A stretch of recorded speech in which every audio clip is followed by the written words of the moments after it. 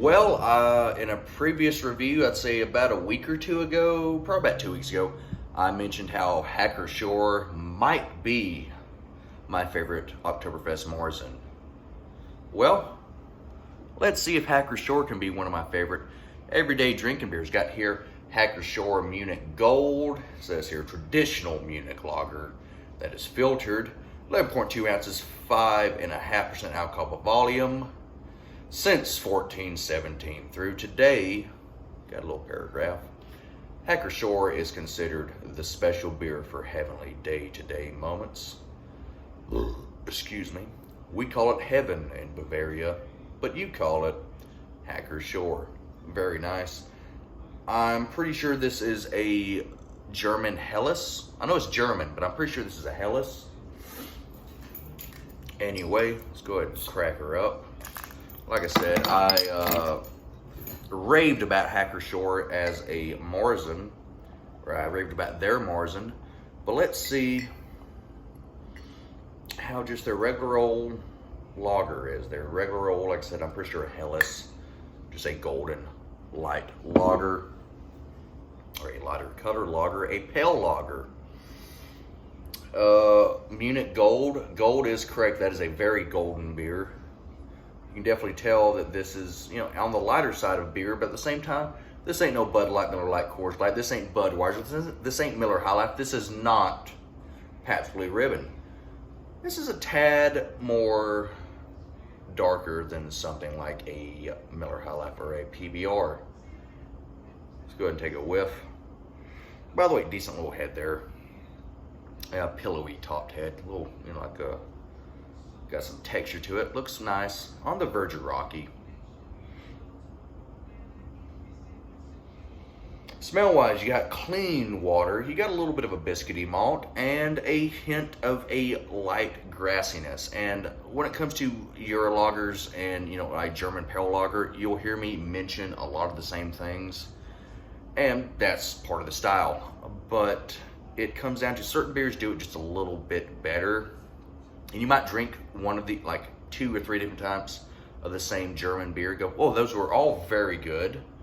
Those all tasted like this, but I don't know why one of them tasted just a hint better. They did the same thing, but just a little bit better.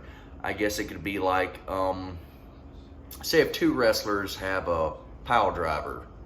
You might look at, say, Jerry Lawler and Mr. Wonderful Paul Orndorff. They both do a pile driver. They both do a dang good pile driver, but one of them just might be a tad more technically sound. One of them might just look a tad better. Not a huge difference, but still a tad of a difference. Like I said, par for the course on the smell. Let's take us to swaller.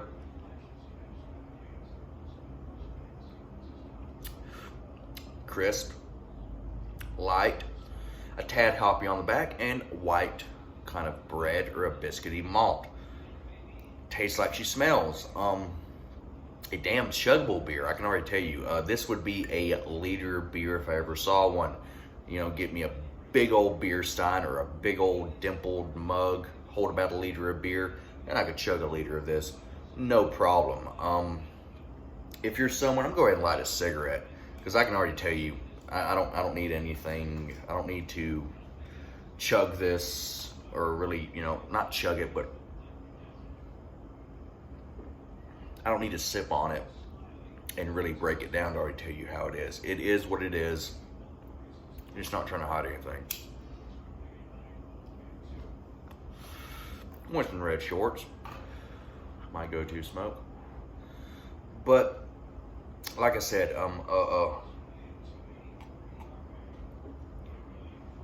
white bread, biscuity kind of malt, maybe even a hint of bread crust with a grassy hop.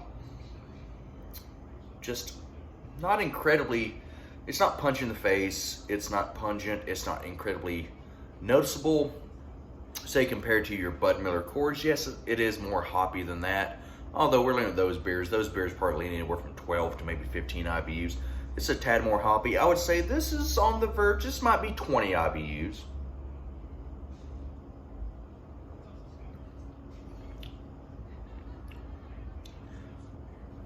yeah, maybe 18. I don't know.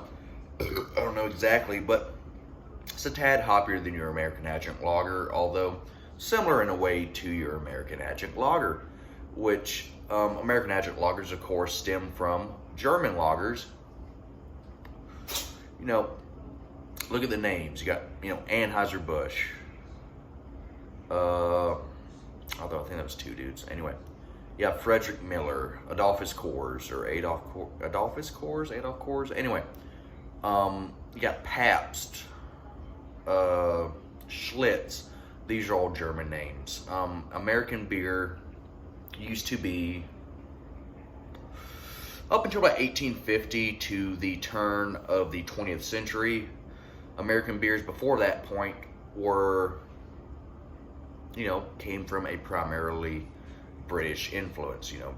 Britain, then we had Scotch, Irish, depending on the part of the country. For the most part, Great Britain, colonized the United States. And then we had an influx of German immigrants, also similar in a way in Mexico as well. That's why, Corona, Modelo, kind of similar to American beer in a way, just a tad different. But, it might come down to the kind of corn they use.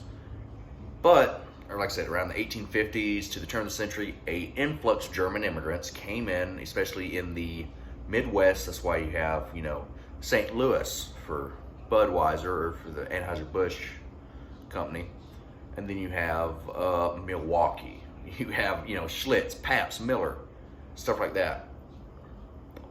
And they drank pale lagers compared to the English who first colonized America, drank, porters and stouts and brown ales. They drank a little more of a darker lager compared to the Germans.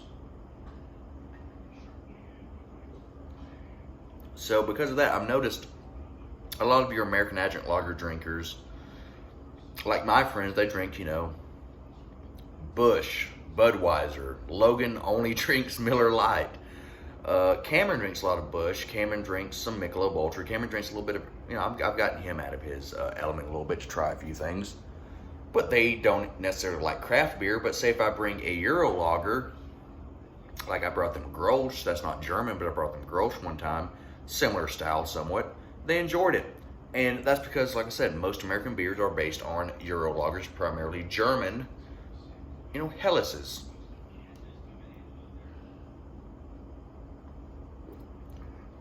Anyway, I'm glad that tangent finally went somewhere. But this is a fine example of a German Helles right here. It's light, it's refreshing. You do have a maltiness, and you do have a little bit of hops to round that out. But overall, it is a round, balanced beer. And this is another beer that you could pour me a liter of, sitting in Germany, eating some schnitzel, and some spätzle, and some German tater salad. And I'd have a damn good time. Anyway, let's go ahead and rate this guy. And I think I'm going to give, this is 8.75 out of 10 on the verge of world class. I know there's plenty of people out there, I'm going to save that final chug for a second. Excuse me. But there's plenty of people out there that would try this beer and would look at it and go, well, it's basic, it's kind of bland, it's par for the course, I've had this beer before 100 times over, I'm not impressed by this beer.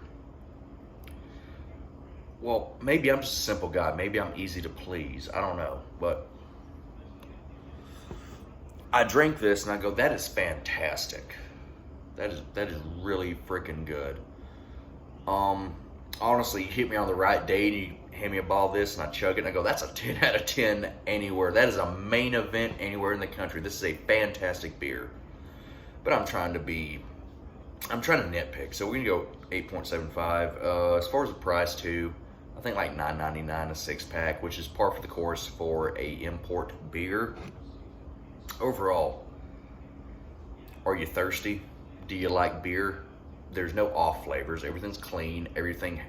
There's nothing complex here, but there's a lot of nuance. There's a lot of just good technical, I don't know, I always go compare beer to wrestling. I'm a huge wrestling fan, if you can't tell.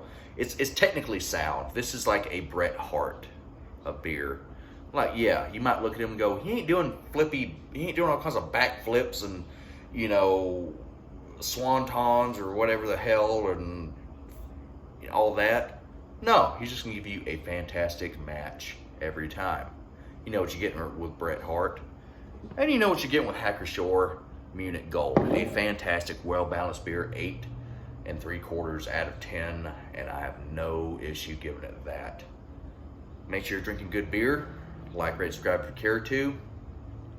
Most importantly, cure a local pedophile if you get the chance. And have a good night. And a pleasant tomorrow.